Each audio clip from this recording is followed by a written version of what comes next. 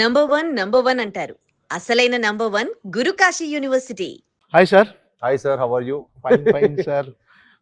మీరు ఎలా ఉన్నారో తెలియదు కానీ మాకైతే భయం ఇస్తుంది మీ ట్రైలర్ చూస్తే. అంటే మేము సక్సీడ్ అయ్యాం. సో మాకు మేము ఈ సినిమా చేయడానికి ఆడియన్స్ ని భయపెట్టడానికి చేసాం. భయపెట్టడం ఒక ఆర్టే కదా సార్, అది కూడా ఒక ఆర్టే. అసలు ఈ సెట్ ఇదంతా చూస్తుంటే అంటే ఒక సినిమా కోసం ఎంత ప్యాషనేటెడ్ గా వర్క్ చేస్తారో అర్థమైపోతుంది మీరు. అంటే కేవలం ప్రమోషన్ కోసం ఈ సెట్ అంతా తీసారు. అవును సార్. అంటే మాకు ఏంటంటే మేము కిషన్పూర్ ఒక వరల్డ్ క్రియేట్ చేసాం. ఈ రోజుల్లో అదే అంటారు కదా సార్, సినిమాటిక్ ఎక్స్పీరియన్స్ అంటారు. సినిమాటిక్ ఎక్స్పీరియన్స్ అంటే ఏం లేదు, మనం వాళ్ళని ఆ వరల్డ్లో తీసుకెళ్తాం. వాళ్ళు మా కిషన్పూరిలోకి వచ్చారు. సో ప్రమోషన్స్ దగ్గర నుంచి ప్రతి ఒక్క ఆస్పెక్ట్ మా సినిమా రిలేటెడ్ ఏది వచ్చినా సరే we want to convey that మేము ఇంత ఎఫర్ట్ పెట్టి ఇంత జాగ్రత్తలు తీసుకొని మీకు ఒక మంచి సినిమాటిక్ ఎక్స్పీరియన్స్ విజువల్గా కానీ సౌండ్ పరంగా కానీ మీకు ఒక మంచి టెక్నికలీ హై ఉన్న ఫిల్మ్ ఇవ్వాలని మా హోల్ టీం ఎంత కృషి చేసామనేది మేము ఆ ప్రమోషన్స్ ద్వారా కూడా రిఫ్లెక్ట్ చేయాలనే ఒక ఇంటెన్షన్ సార్. అంటే ఈ రోజుల్లో సినిమా తీయటం దాన్ని జనాల్లోకి తీసుకెళ్ళటం మరో ఎత్తు సార్. కరెక్ట్. డెఫినెట్గా సినిమా కోసం ఎంత కష్టపడ్డారో దాన్ని జనాల్లోకి తీసుకెళ్ళడం అంతే కష్టపడాలి.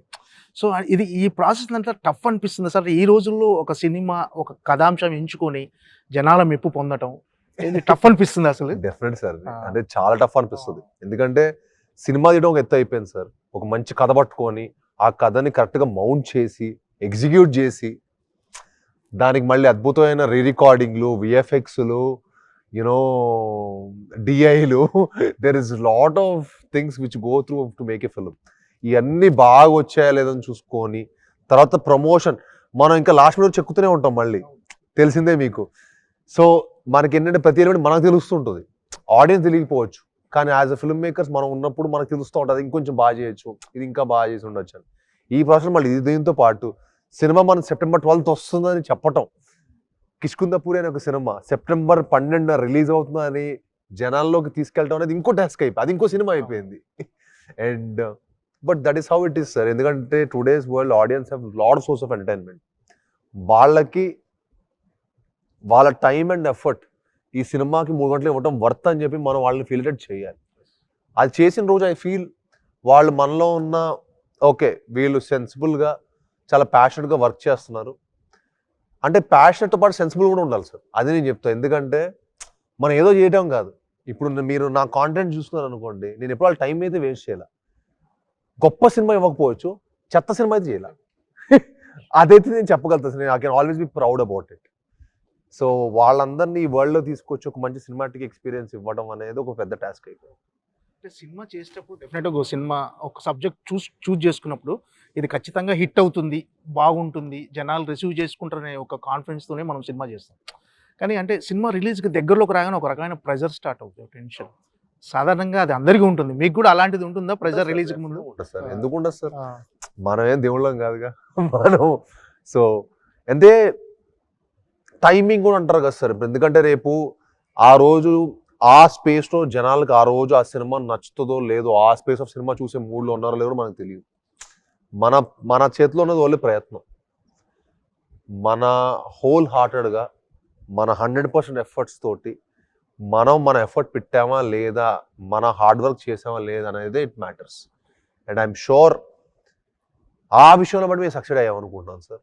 రేపు సినిమాలు జనాలు కూడా ఆడియన్స్ కూడా మాకు అంతే ప్రేమను కనుక తిరిగిస్తే ఇంకా డబల్ హ్యాపీనెస్. బట్ నేను ఈ సినిమా ద్వారా నేను చాలా హ్యాపీ సార్. ఎందుకంటే నేను ఒక కొత్త స్పేస్ క్రియేట్ చేశాను, కొత్త జానర్ అటెంప్ట్ చేశాను, పర్ఫార్మెన్స్ పరంగా కూడా కొంచెం డిఫరెంట్ కైండ్ ఆఫ్ అప్రోచ్తో చేశాను అని నాకు ఒక పర్సనల్ సాటిస్ఫాక్టరీ ఉంది.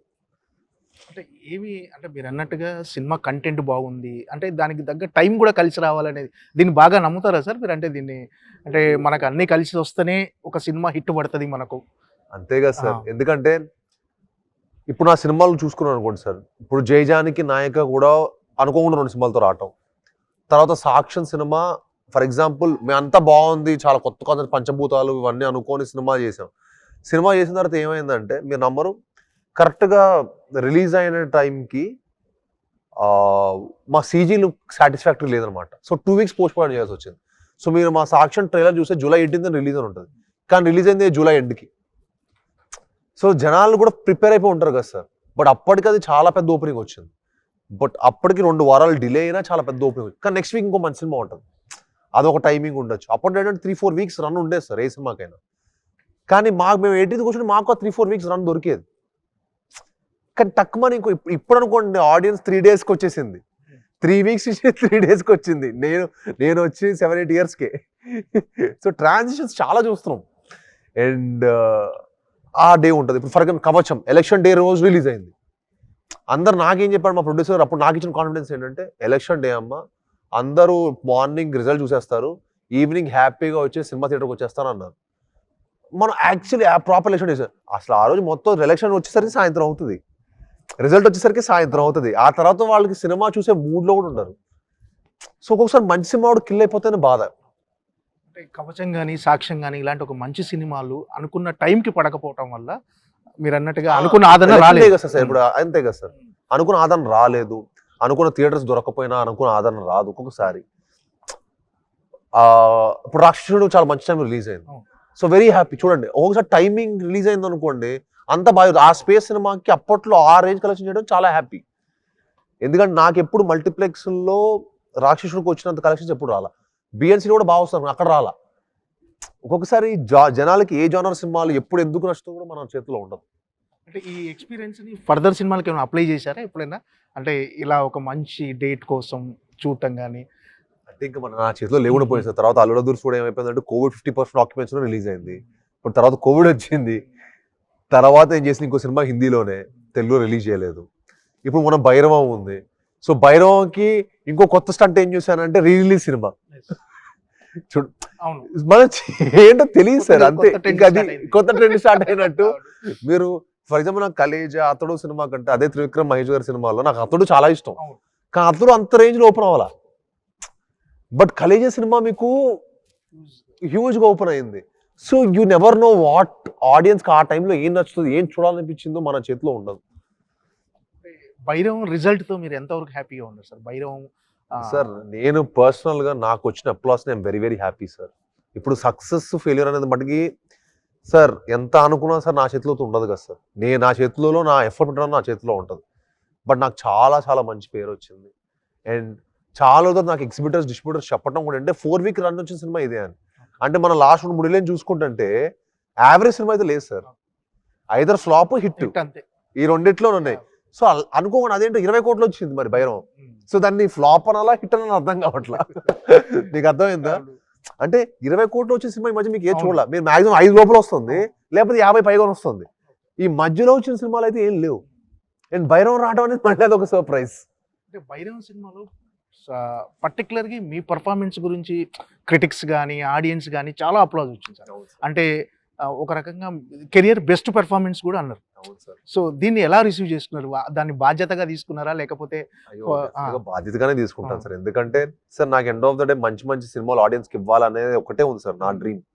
ఎందుకంటే మంచి సినిమాలు చెప్పాలి, మంచి కథలు చెప్పాలి, కొత్తగా చెప్పాలి, ఇంటర్నేషనల్ స్టాండర్డ్ మన తెలుగు సినిమా పట్టరావాలి. ఆల్రెడీ వచ్చేసారు అనుకోండి, బట్ నా వంతు కృషి కూడా నా అంతు ప్రయత్నం కూడా ఇది ఏంటంటే సార్ ఒక సముద్రం లాంటిది సినిమా ఇండస్ట్రీ అనేది.